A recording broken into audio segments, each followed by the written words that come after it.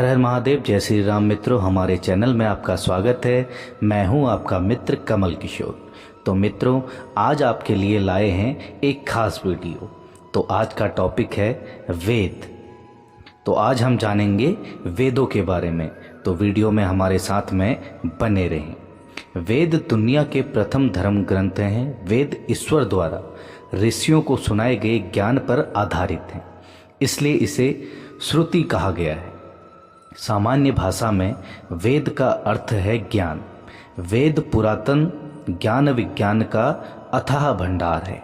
इसमें मानव की हर समस्या का समाधान है। वेदों में ब्रह्म यानी ईश्वर, देवता, ब्रह्मांड, ज्योतिष, गणित, रसायन, औषधि, प्रकृति, खगोल व भूगोल, धार्मिक नियम, इतिहास, रीति रिवाज आदि लगभग सभी विषयों से संबंधित ज्ञान भरा पड़ा है। शतपथ ब्राह्मण के श्लोक के अनुसार अग्नि, वायु, आदित्य और अंगिरा ने तपस्या की और ऋग्वेद, यजुर्वेद, सामवेद और अथर्ववेद को प्राप्त किया।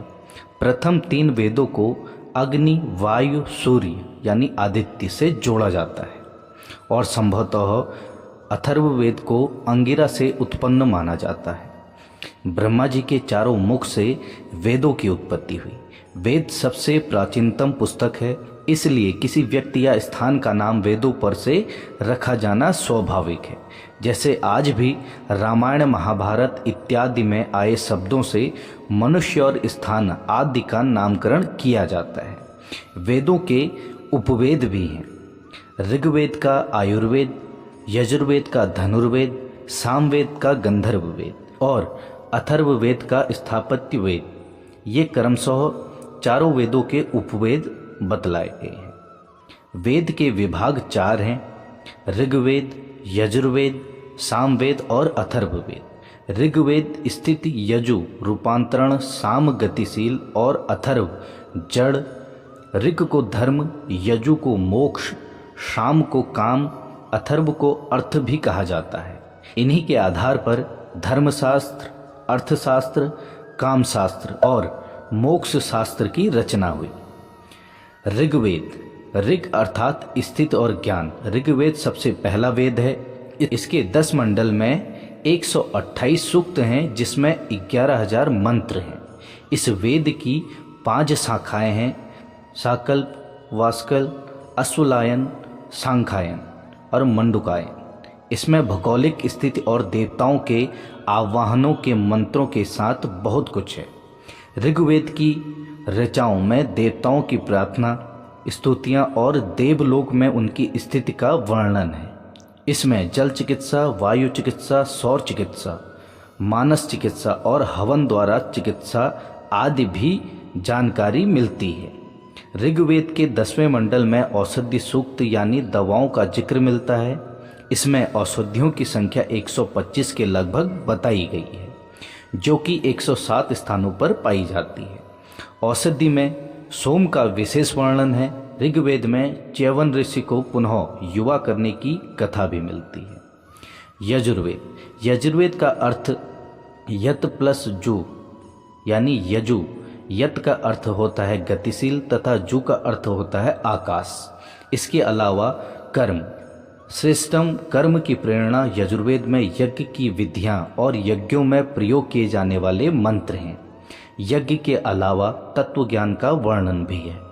तत्व ज्ञान अर्थात रहस्यमय ज्ञान, ब्राह्मण, आत्मा, ईश्वर, पदार्थ का ज्ञान।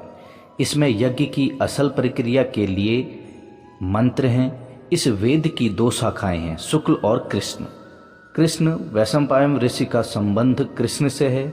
कृष्ण की 4 शाखाएं हैं। शुक्ल, याज्ञवल्क्य ऋषि का संबंध शुक्ल से है। शुक्ल की 2 शाखाएं हैं। इसके अलावा दिव्य, वैद्य और कृषि विज्ञान का भी विषय इसमें मौजूद है। सामवेद, साम का अर्थ रूपांतरण और संगीत, सौम्यता और उपासना है। इस वेद में ऋग्वेद की ऋचाओं का संगीतमय रूप है। सामवेद गीतात्मक यानी गीत के रूप में है। इस वेद को संगीत शास्त्र का मूल माना जाता है। 1800 24 मंत्रों के इस वेद में 75 मंत्रों को छोड़कर शेष सब मंत्र ऋग्वेद से ही हैं। इसमें सविता, अग्नि और इंद्र देवताओं के बारे में जिक्र मिलता है। इसमें मुख्य रूप से 3 शाखाएं हैं, 75 ऋचाएं हैं। अथर्व, थर्व का अर्थ है कंपन और अथर्व का अर्थ है अकंपन। ज्ञान से श्रेष्ठ कर्म करते हुए जो परमात्मा की उपासना में लीन रहता है वही अकंपन बुद्धि को प्राप्त होकर मोक्ष धारण करता है। इस वेद में रहस्यमयी विद्याओं, जड़ी बूटियों, चमत्कार और आयुर्वेद आदि का जिक्र है। इसके 20 अध्यायों में 5687 मंत्र हैं। इसके 8 खंड हैं। भेषज वेद और धातु वेद, ये 2 नाम मिलते हैं।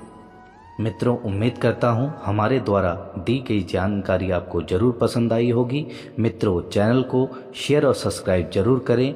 आपके समक्ष जल्द प्रस्तुत होंगे ऐसे ही नई जानकारी के साथ। धन्यवाद। इष्टदेव सदा सहाय।